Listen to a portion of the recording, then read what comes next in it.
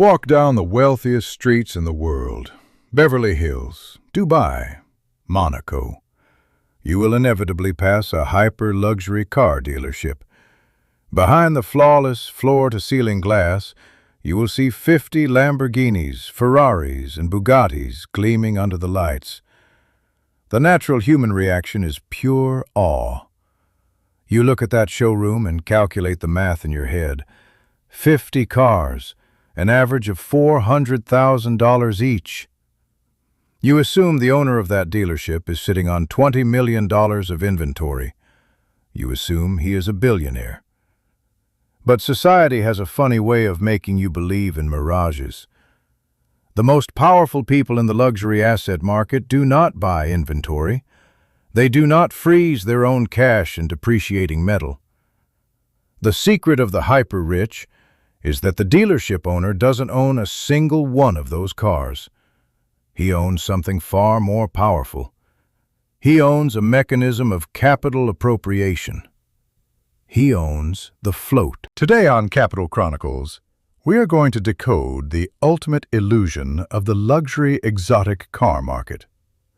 We are going to look at the incredibly dark and brilliant story of how a 26-year-old valet driver engineered a multi-million-dollar cash float, legally manipulated the assets of billionaires, and used a massive government crackdown to buy a legendary private racetrack.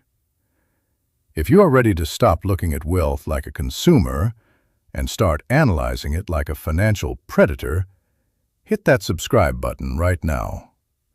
Pay close attention to the mechanics of this story, because this is how the 1% print money out of thin air. Meet Silas. The year was 2019. Silas was 26 years old, working for tips as a valet driver at a hyper-exclusive hotel in Los Angeles. Every day he parked cars worth more than he would make in a lifetime. But Silas wasn't just parking cars. He was observing the psychology of the ultra-wealthy. He noticed a massive friction point in the ecosystem of the rich. The old money billionaires had massive garages filled with exotic cars collecting dust. They were bored of them, but they hated the tedious process of trying to sell them. On the other side of the spectrum, the new money millionaires, the tech founders and crypto kids, were desperate to buy exotic cars immediately with cash, but they hated waiting 2 years on factory wait lists. Silas saw the gap. He realized he didn't need $20 million to start a dealership. He just needed to become the invisible bridge between the bored billionaire and the desperate millionaire. Silas quit his valet job. He rented an empty industrial warehouse in a high-end district. He painted the walls matte black, installed museum-quality lighting, and created a brand, Apex Motors. Then he went back to the billionaires he used to park cars for. He didn't ask them for a loan. He made them a hyper-convenient offer. He said, "Your McLaren is collecting dust and losing value. Let me take it to my private showroom. I will detail it, market it to my exclusive network, and sell it for you on consignment. I only take a 5% commission. If it doesn't sell, you take it back. You risk absolutely nothing." Because the billionaires wanted the cars out of their way, they handed Silas the keys. Within 30 days, Silas had 20 exotic cars sitting under the lights of Apex Motors. Let us pause and analyze the absolute mastery of this moment. Silas has an inventory worth over $8 million. His showroom looks like the lair of a billionaire.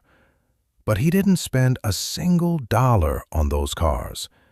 He acquired $8 million in assets purely through trust and positioning.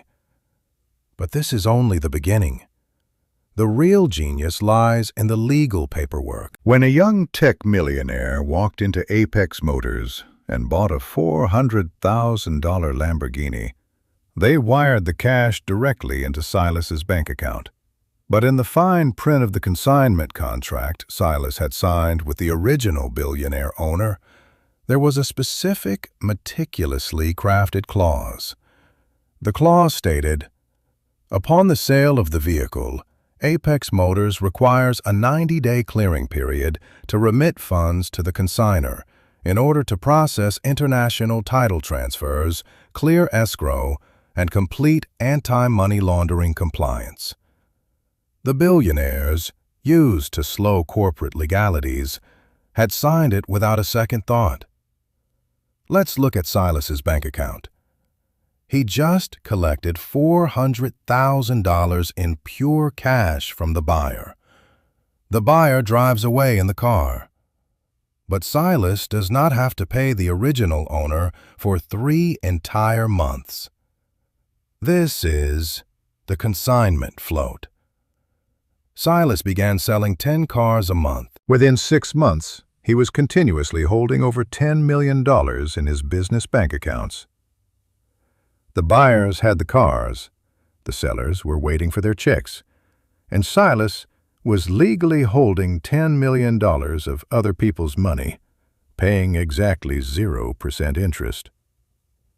If you understand the terrifying genius of this mechanism, type the Consignment Float in the comments right now. If you think holding another man's money for 90 days is a dangerous game of roulette, type roulette. I want to see your risk tolerance. Pause the video and drop a comment. Most amateurs would take that $10 million, declare themselves rich, and blow it on mansions and watches. Silas was an architect. He used the $10 million float as a weapon. He poured millions into cinematic marketing campaigns, dominated the Los Angeles market, and opened a second hyper-luxury showroom. He was using the money owed to the billionaires to build his own empire. But the laws of financial leverage dictate that if you build your castle on a float, you must be prepared for the tide to suddenly go out. It was late 2021. The State Department of Motor Vehicles, working with federal authorities, suddenly launched a massive statewide investigation into luxury car tax evasion. Without warning, the government froze all exotic car title transfers. It was an industry apocalypse. Silas had just sold 15 cars. The new buyers had wired him over $6 million. But because of the government freeze, Silas could not legally transfer the titles to their names. The buyers were driving cars they did not legally own. Panic erupted. The new buyers threatened to call the FBI and demand immediate refunds of their $6 million. At the exact same time, the 90-day clock ran out for the original billionaire owners. They wanted their money, or they wanted their cars back. Silas was trapped in the crossfire of the elite. If he refunded the buyers, his float would be instantly incinerated. He wouldn't be able to pay the original owners. Apex Motors would collapse, and Silas would be facing 20 years in federal prison for wire fraud.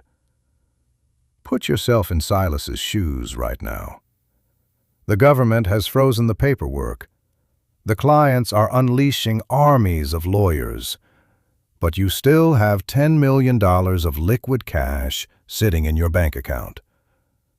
What is your escape velocity? How do you survive? Drop your master plan in the comments below. Let's see who has the mindset of a true tycoon. Silas did not panic. He understood that a crisis is simply an opportunity wearing a terrifying mask. He looked at the $10 million float and realized he could not solve the problem by returning the money. He had to change the asset class entirely. Silas knew of a legendary, hyper-exclusive, private racetrack and motorsports country club situated in the desert just outside of Los Angeles. It was a playground for billionaires, but it had been mismanaged and was facing imminent foreclosure by the bank. Silas didn't hesitate. He took $8 million of his massive cash float, the money belonging to the furious buyers and sellers, and wired it directly to the bank as a massive, all-cash down payment to buy the racetrack outright. Within 48 hours, Silas was the sole owner of a sprawling, physical, multi-million-dollar real estate and entertainment asset. Then, he executed the greatest public relations checkmate in automotive history. He sent an encrypted, formal letter to all the furious buyers and sellers. He didn't apologize for the government delay. He framed the crisis as an elite financial maneuver. He wrote, "As you know, federal audits have temporarily frozen automotive title transfers across the state. However, at Apex Motors, we do not let our clients' capital sit idle. To secure your funds and compensate you for this government delay, your capital has been aggressively deployed to acquire the legendary Apex Motorsports Country Club. Congratulations. Because of your delayed transactions, you have all been granted lifetime founder equity in the most exclusive private racetrack in California." The reaction was instantaneous. The billionaires and tech millionaires didn't want the cash back. They wanted status. They wanted exclusivity. The idea that they were now founding members of a private racetrack was infinitely more valuable to them than a delayed piece of paper from the DMV. The lawsuits vanished. The FBI never received a single call. 6 months later, the government lifted the freeze. The titles were transferred. But by then, Silas was no longer a car dealer. He had sold off the dealerships and transitioned entirely into owning the luxury motorsports club. He charged new members $100,000 a year just for access. He built a massive real estate and hospitality empire, and he did it without risking a single dollar of his own money from a traditional job. He used the billionaires' cars to generate the cash. He used the legal contracts to delay the payment. And when the matrix glitched and the government froze the system, he used the massive pool of cash in the middle to buy reality. This is the ultimate lesson of capital appropriation. The working class trades time for money. The middle class trades money for assets. The 1% trade promises for cash flow. And they use that cash flow to buy the world.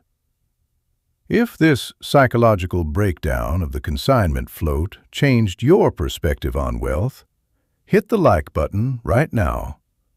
Share this documentary with someone who is obsessed with exotic cars, so they can finally understand how the real game is played.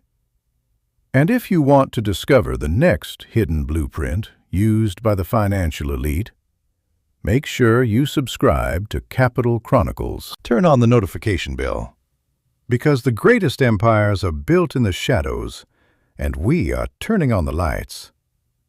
I will see you in the next one.